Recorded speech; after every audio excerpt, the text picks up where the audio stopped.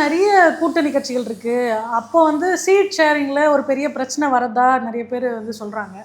அந்த சீட் ஷேரிங்ல பிரச்சனை வந்து ஏதாவது ஒரு கட்சி வந்து விலகி டிவிகேக்கு போறதுக்கான வாய்ப்பு இருக்குன்னு நினைக்கிறேன். இல்லை, ஆல்ரெடி இப்போ அங்கே இருக்கிற கட்சிகள் பார்த்தா காங்கிரஸ் கட்சி, பிசிகா, 2 கம்யூனிஸ்ட், மனிதநேய மக்கள் கட்சி, இந்த கட்சிகள் இருக்காங்க. சின்ன கட்சிகள் பார்த்தா 2 3 சின்ன சின்ன கட்சிகள் இருக்கிறாங்க. அவங்கெல்லாம் ஆல்மோஸ்ட் அங்கே தான் இருக்கிறாங்க. இப்போ காங்கிரஸ் கட்சி டிவிகேவோட போகிறதுக்கான வாய்ப்பே இல்லை. கம்யூனிஸ்ட் கட்சி டிவிகேக்கான போகிறதுக்கான வாய்ப்பே இல்லை, போக மாட்டாங்க.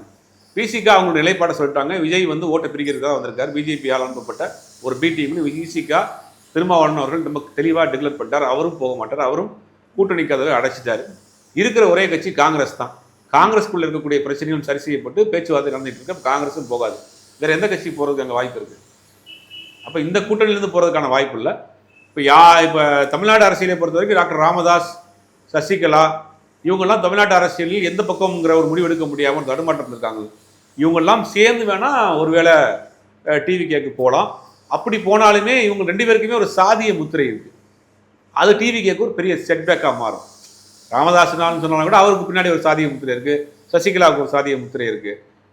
அது ஒரு வேற மாதிரியான ஒரு முகம் வந்து அங்கே விடும் டிவிகேக்கு. அதை டிவிகேவே ஏற்றுக்குருவாங்களாங்கிறது தெரியல. இவ்வளோ சிக்கல் இருக்குது. இப்போ உள்ள நிலைமையை பொறுத்த வரைக்கும் 4 முனை போட்டி. தாவேக்கா தமிழ்நாடு அரசியலில் தனித்து விடப்பட்டிருக்குங்கிறது தான் யதார்த்தமான சூழ்நிலை.